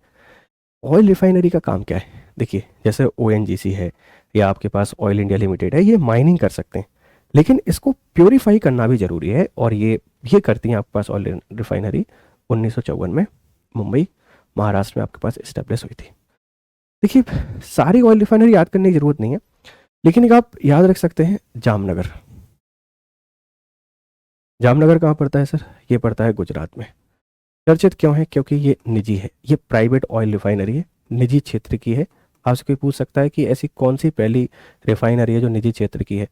जैसे आपसे कोई पूछ सकता है, मान लीजिए वो है आगा सौद। आगा सौद, अब आगा सौद कैसे जानी जाती है? ये बीना रिफाइनरी के नाम से जानी जाती है। और बीना रिफाइनरी सर कहाँ पड़ती है? MP में पड़ती है। और इसके दो देश हैं, एक तो ओमान है, क्योंकि हम इसको भारत ओमान रिफाइनरी कहते हैं, और दूसरा आपके पास कौन है? इंडिया है। ठीक है, तो जामनगर को आप लोग याद रख सकते हैं, गुजरात में है। आप आगा सौद को याद रख सकते हैं, क्योंकि आगा सौद बिना रिफाइनरी के नाम से जानी जाती है ना। फिर आपसे कोई पूछ सकता है, एक कोयली, कोयली भी गुजरात में है, इससे भी क्वेश्चन पूछा जाता है, कोयली है ना। तो आप कोयली के भी याद रख सकते हैं, कोयली ये भी आपके पास गुजरात में है। जामनगर और कोयली बहुत पूछे जाते हैं, क्योंकि कोयली हमको केरल से कनेक्ट करने को मिल जाता है। जामनगर कहाँ है सर? गुजरात में। कैसी है? प्राइवेट है। कोयली कहाँ पर है? गुजरात में, ध्यान रखिएगा।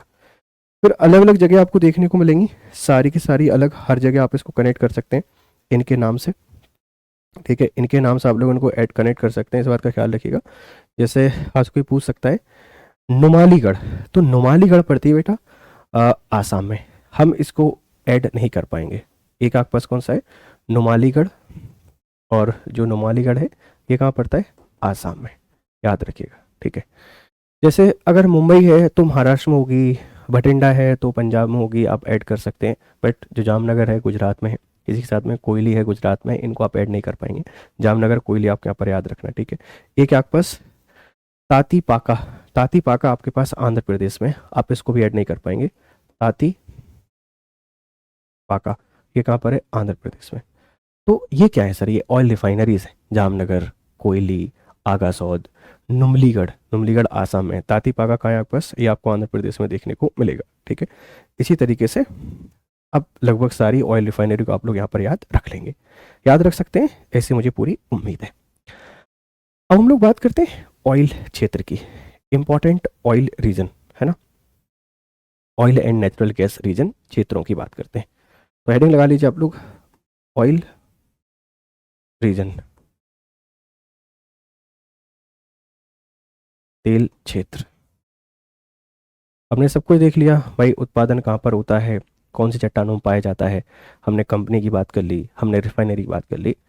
ऑयल रीजन में देखो, सबसे पहले हम लोग बात करेंगे ब्रह्मपुत्र।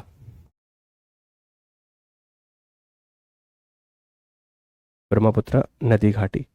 तो ब्रह्मपुत्र नदी घाटी की जब भी हम लोग बात करते हैं, इसमें कुछ क्षेत्र हैं जिन क्षेत्रों के नाम आप लोग याद रख सकते हैं। जैसे सबसे पहले डिगबोई, सुरमा घाटी और नाहर काटिया। एक जगह का नाम है डिगबोई, सुरमा, सुरमा घाटी और नाहर काटिया। नाहर काटिया,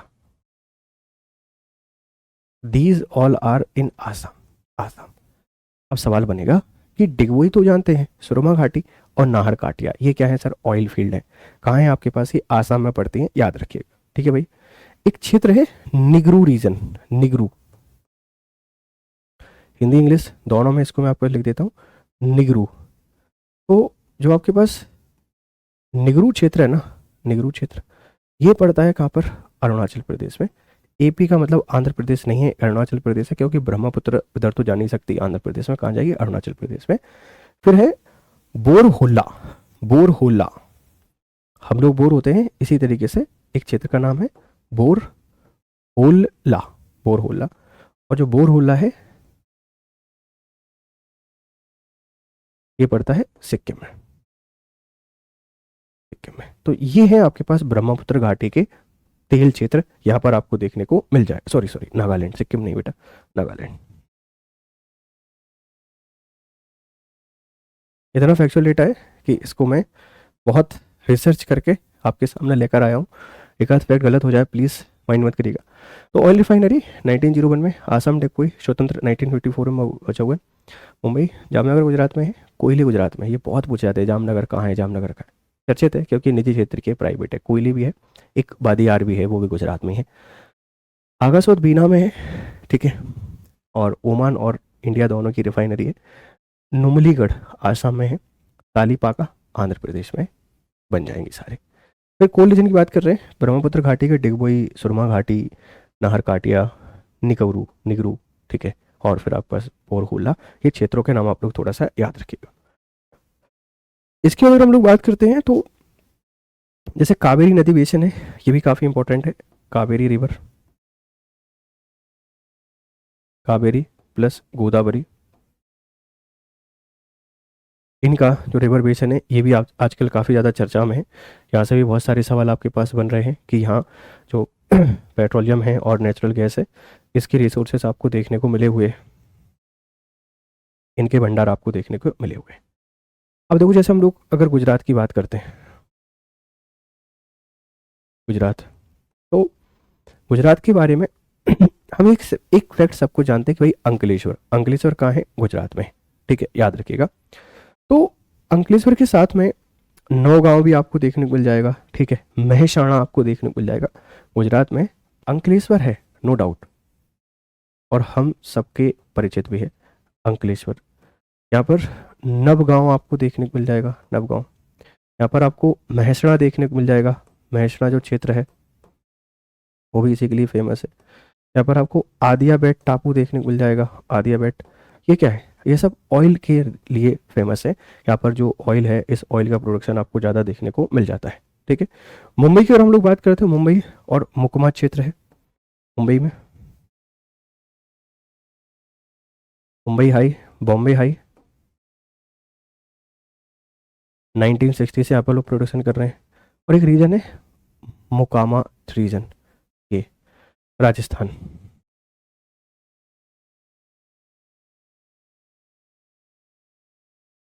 राजस्थान, तो देखो राजस्थान में पहले रिवर थी, आप लोग जानते हैं। डिपोजिशन यहाँ पर पाए जाते हैं बाड़मेर, ठीक है, जैसलमेर, बीकानेर,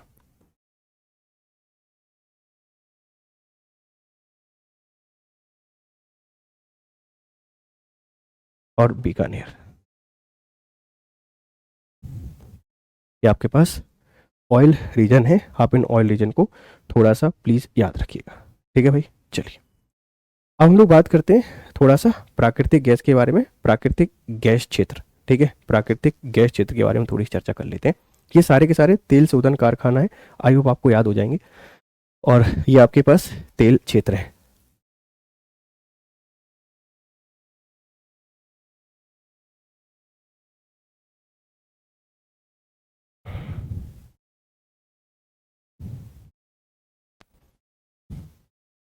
चलिए देखिए, अगर हम लोग नेचुरल गैस की बात करते हैं,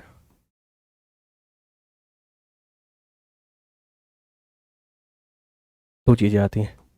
एक आता है एलपीजी, लिक्विड पेट्रोलियम गैस। एक आपके पास आता है सीएनजी, कंप्रेस्ड नेचुरल गैस। हम कमर्शियल इसका यूज़ करते हैं, कमर्शियल इसका यूज़ करते हैं। आप इसको हरित गैस भी कहते हैं,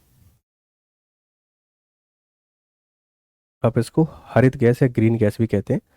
ये लेड फ्री होती है, लेड, लेड फ्री, बहुत इंपॉर्टेंट है।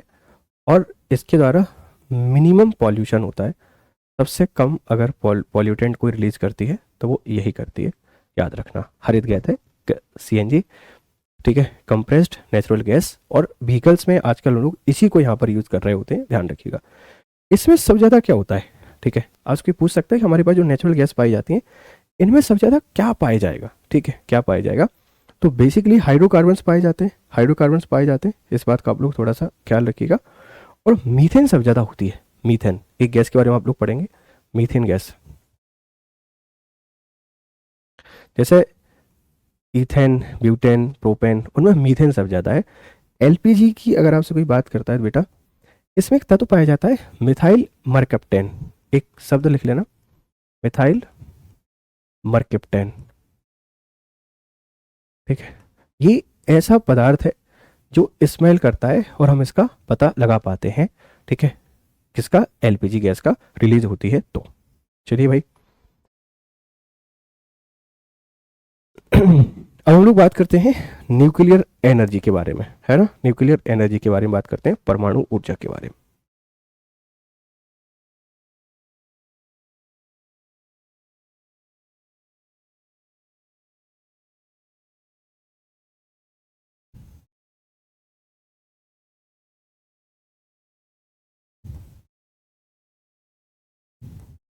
न्यूक्लियर एनर्जी या परमाणु ऊर्जा। देखिए डॉक्टर होमी जहांगीर भाभा, आप सब इनसे परिचित हैं। ठीक है, डॉक्टर होमी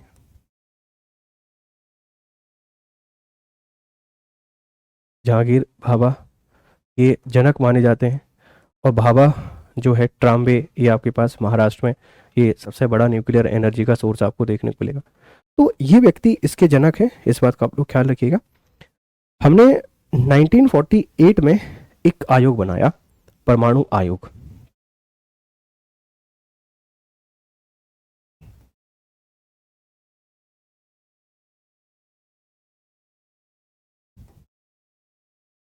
ठीक है, 1948 में एक आयोग बना दिया और 1954 में, 1954 में, देखिए आयोग, ये जो व्यक्ति थे ना यार, ये पहले बहुत काम करते थे, ये देश को बहुत आगे लेके जाना चाहते थे और 1954 में परमाणु ऊर्जा विभाग बना दिया। विभाग। अब दो क्वेश्चन बन सकते हैं कि आयोग कब बना, 48 में, विभाग कब बना, 1954 में। और ये लोग चाहते थे कि हम देश को बहुत नेक्स्ट लेवल पर लेके जाएं। होमी जहांगीर भाभा ने अपना पूरा जीवन लगा दिया इसी क्षेत्र के लिए, है ना। परमाणु यूरेनियम आप सबने सुना होगा, इसी से हम लोग क्या करते हैं, ऊर्जा का उत्पादन करते हैं। कोल है आपके पास, एक परमाणु ऊर्जा का स्रोत भी काफ़ी इंपॉर्टेंट है, आप इस बात का ख्याल रखिएगा। ठीक है भाई, चलिए देखिए, जो अगर हम बात करें केरल में मोनोजाइट एक जगह है, मोनोजाइट एक तत्व है जो यूरेनियम का रिलेटेड है, केरल में पाया जाता है। इससे क्वेश्चन आपसे यहाँ पर कोई पूछ सकता है। ठीक है, चलिए जादूगौड़ा बहुत पूछा जाता है ना। जादूगौड़ा ये कहाँ है सर? झारखंड में। अगर आपसे कोई पूछ सकता है कि भाई जादूगौड़ा किसके लिए फेमस है, जादूगौड़ा,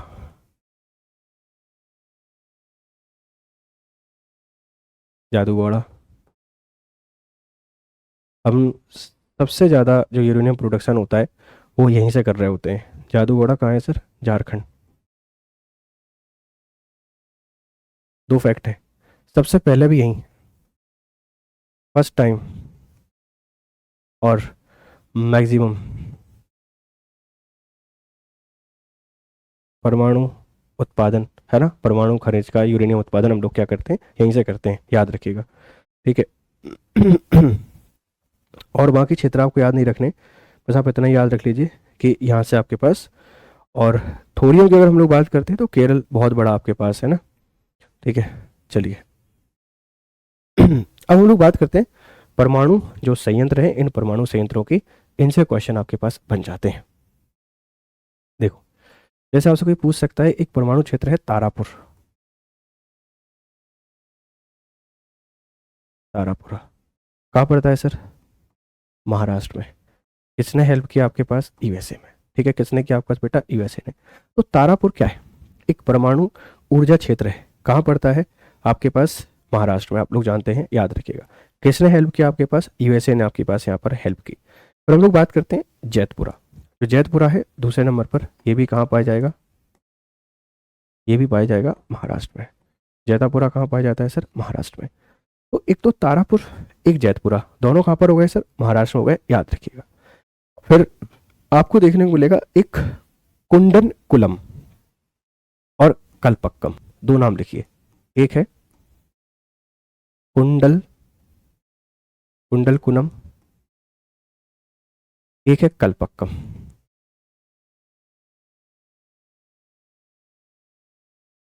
कलपक्कम, ये दोनों दोनों का है सर? तमिलनाडु में। सवाल बेटा ऐसे ही बनते हैं, ये मैं सुना सर बोर कर रहे हैं, जैसे तारापुरा कहाँ है? महाराष्ट्र में। जेतपुरा कहाँ पर है? महाराष्ट्र में। कल्पक्कम कहाँ है? तमिलनाडु में, ठीक है। और आपके पास जो कुंडनकुलम है ये कहाँ है आपके पास? ये भी आपको देखने को मिलेगा तमिलनाडु में। कुंडनकुलम जो है बेटा, इसमें रसिया ने आपकी हेल्प की थी। आपका जो सहयोगी है ये रसिया है, रसिया। अब ऐसे क्वेश्चन पूछ सकता है भाई किसको बनाने में किसने हेल्प की? तो तारापुर ने में यूएसए ने, कुंडनकुलम तमिलनाडु में, यहाँ पर रसिया ने आपकी यहाँ पर हेल्प कर दी है। राजस्थान में रावत भाटा, रावत भाटा इन राजस्थान।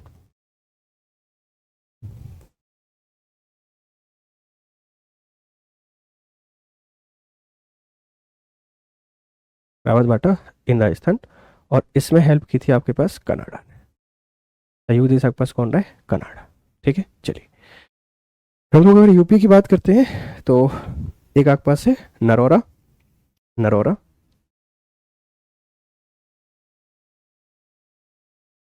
नरोरा कहाँ पर आपके पास? यूपी में। एक पड़ता है काकरापारा, काकरा पारा, ये है गुजरात में। और एक पड़ता है कैगा, कैगा, ये आपके पास कर्नाटक में। ये आपके कुछ परमाणु ऊर्जा संयंत्र है, देख लीजिएगा। देखिए यूरेनियम की हम लोग बमबारी करते हैं और उससे फिर हम ऊर्जा प्रोडक्शन करते हैं। तो ये सारी चीज़ें हैं। सबसे ज़्यादा उत्पादन आपके महाराष्ट्र में होता है, इस बात का ख्याल रखिएगा। किसने इसको बनाने में हेल्प की ये भी आप लोग देख सकते हैं। थोरियम एक परमाणु खनिज है, थोरियम,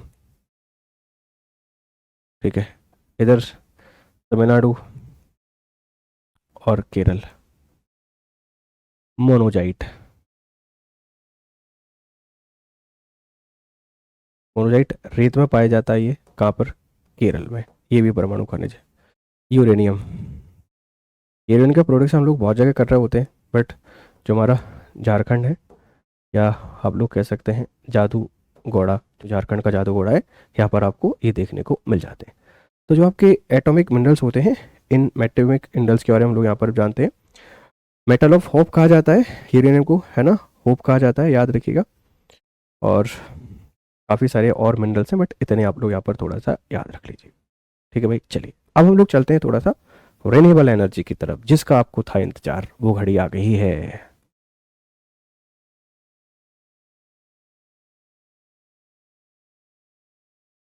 रिन्यूएबल एनर्जी, देखो भाई, सबसे पहले सोलर।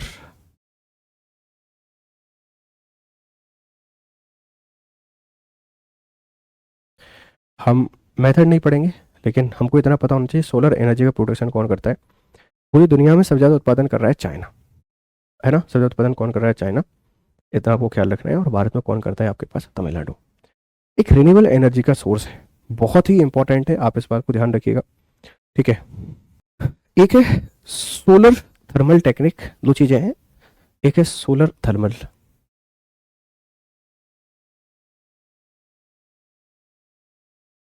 एक है solar photovoltaic.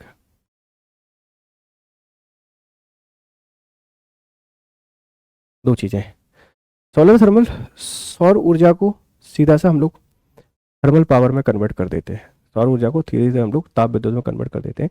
Solar voltaic, solar energy को सीधा सा हम लोग क्या करते हैं, जो विद्युत ऊर्जा होती है इस विद्युत ऊर्जा में कन्वर्ट कर देते हैं। तो ऐसा क्वेश्चन बन सकता है कि भाई किससे हम क्या बना रहे हैं, किससे क्या बनाते हैं। दो तकनीकें, एक है सोलर थर्मल, एक आपको सोलर फोटोवोल्टिक यहाँ पर देखने को मिल जाती है, ठीक है भाई। चलिए तो बेसिकली हम लोग बात करते हैं सौर ऊर्जा प्रोडक्शन। अगर पूरी दुनिया में बात करेंगे तो बेटा कौन करता है? चाइना। भारत में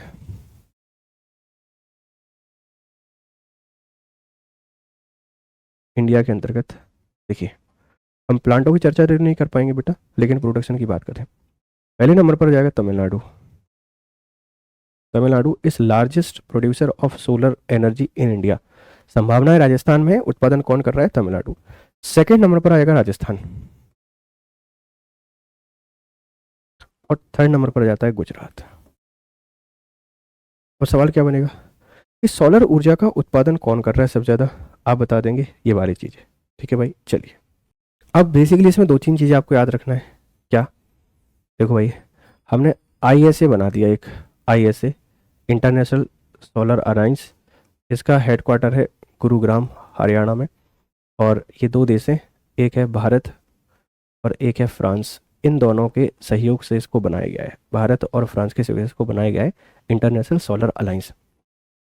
और इसमें बहुत सारे जो देश हैं, मतलब ऐसे देश जो टॉपिक ऑफ कैंसर से लेके टॉपिक ऑफ कैप्रिकॉर्न के बीच में है, मतलब जो कर्क रेखा मकर रेखा के बीच में आते हैं, इन्हीं देशों को इसमें शामिल किया जाएगा।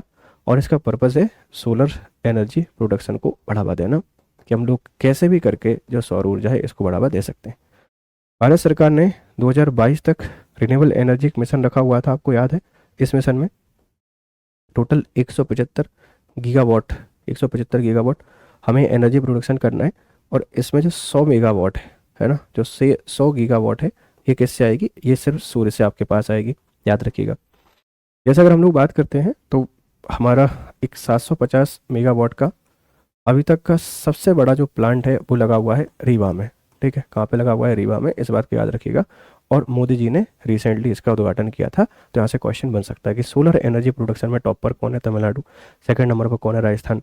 तीसरे नंबर पर कौन है? गुजरात। आप इस बात का थोड़ा सा ख्याल रखिएगा, ठीक है भाई। चलिए अब हम लोग बात करते हैं विंड एनर्जी। सेकंड नंबर पर हम लोग बात करेंगे यहाँ पर विंड एनर्जी, ठीक है। ये भी लिख देता हूँ मैं, विंड एनर्जी।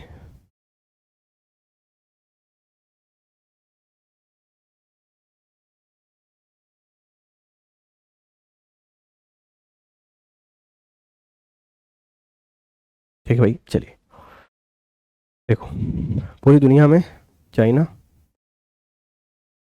पहला, यूएसए दूसरा, ठीक है। अगर हम लोग भारत की बात करते हैं, इंडिया, इंडिया में विंड एनर्जी में फिर आपके पास तमिलनाडु टॉप पे कर जाता है। विंड एनर्जी हम बात कर रहे हैं पवन ऊर्जा, तो पवन ऊर्जा में पहले नंबर पर तमिलनाडु, दूसरे नंबर पर महाराष्ट्र, और थर्ड नंबर पर आपके पास आ जाता है कौन? गुजरात। कौन आगे बेटा? गुजरात, याद रखिएगा, ठीक है। जियो थर्मल एनर्जी की बात करेंगे तो जियो थर्मल एनर्जी में हमारा जो लद्दाख है, इस लद्दाख से हम काफ़ी सारी भूतापी ऊर्जा का प्रोडक्शन यहाँ पर कर रहे होते हैं। तो सोलर एनर्जी, विंड एनर्जी, ये लगभग सारी चीज़ें आपके यहाँ पर याद हो जाएंगी। इनमें किसी प्रकार की दिक्कत नहीं होना चाहिए, किसी भी तरीके की, ठीक है। जैसे अगर हम लोग बात करते हैं जैव ऊर्जा, बायोमास, बायोमास, जैव ऊर्जा। अब सारे बच्चे जानते हैं कि जो भी हम लोग अवशेष छोड़ देते हैं, अवशेष पदार्थ छोड़ते हैं, उनसे ऊर्जा वापस बन जाती है। इसमें जो पहली रैंकिंग है वो है महाराष्ट्र की, एमएच, और दूसरी रैंकिंग पे आपके पास आता है गुजरात। तो उसको ये पूछ सकता है भाई, कौन करता है बायोमास ऊर्जा का उत्पादन? महाराष्ट्र और गुजरात, ये आपके पास टॉप पर रहेंगे। और कर्नाटक, ठीक है, तीसरा आपके पास कौन है? कर्नाटक। इन तीन राज्यों के आप लोग नाम याद रख सकते हैं बायोमास ऊर्जा के उत्पादन में, ठीक है। चलो भाई, अब हम लोग बात करते हैं जल विद्युत, हाइड्रो इलेक्ट्रिसिटी।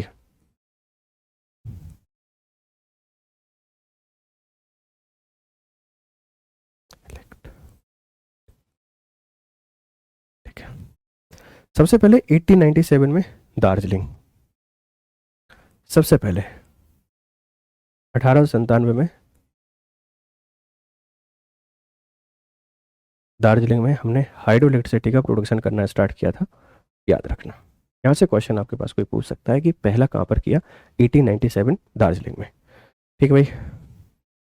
शिव समुद्रम परियोजना 1902, ये दूसरी थी। 1902 में 1902 में शिव समुद्रम, शिव समुद्रम परियोजना, ये दूसरा प्रोजेक्ट है जो आपके पास कावेरी नदी पर बनाया गया था कर्नाटक में, ठीक है भाई। चलिए, NHPC, एक संस्था का नाम याद रखिएगा, NHPC। NHPC 1975 में बना था, नेशनल हाइड्रो पावर कॉरपोरेशन, और इसका हेडक्वार्टर आपको फरीदाबाद में देखने को मिलेगा, है ना, 1975 में। अब देखो, अगर हम लोग बात करते हैं जल विद्युत की, तो सबसे ज़्यादा टॉप पर पहले नंबर पर आना चाहिए हिमाचल, सेकंड नंबर पर आना चाहिए तमिलनाडु, और तीसरे नंबर पर आपके पास आना चाहिए यहाँ पर कौन? हिमाचल प्रदेश, तमिलनाडु और कर्नाटक। और कर्नाटक। ये है आपके पास हाइड्रो इलेक्ट्रिसिटी प्रोडक्शन। देखो, जैव ऊर्जा, बायोमास, महाराष्ट्र, गुजरात और कर्नाटक। हाइड्रो इलेक्ट्रिसिटी के बारे में 2-3 फैक्ट याद रख लीजिए कि 1897 में इसका प्रोडक्शन करना स्टार्ट हुआ था। कहाँ पर कौन सा जल विद्युत केंद्र है, इससे क्वेश्चन तो बन सकता है, बनने में कोई इशू नहीं है, लेकिन फिर भी हम ज़्यादा इस पर डिस्कशन यहाँ पर नहीं करने वाले हैं। ठीक है भाई, चलिए। तो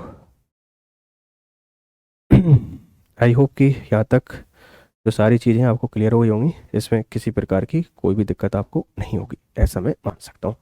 एक बार हम लोग सारी चीज़ों को रिवाइज करके देखते हैं। देखो, नेचुरल सोर्सेस हैं, एनर्जी एक ऐसा टॉपिक है जहाँ से सवाल बन ही जाते हैं, कहीं ना किसी को परेशान करते ही करते हैं थे। ठीक है, तो प्रोडक्शन वगैरह आप लोग देख लेना। वर्ल्ड में अक्सर सारे प्रोडक्शन या तो चाइना करेगा, यूएसए करेगा। इंडिया के लगभग हर एक राज्य का प्रोडक्शन मैंने आपको बता ही दिया है। और ऐसी उम्मीद है कि ये चीज़ें आपको समझ में आ गई होंगी, और फिर करते हैं आप लोगों से मुलाकात। तब तक आप लोग खुश रहें, मस्त रहें और बेहतर तरीके से पढ़ते रहें।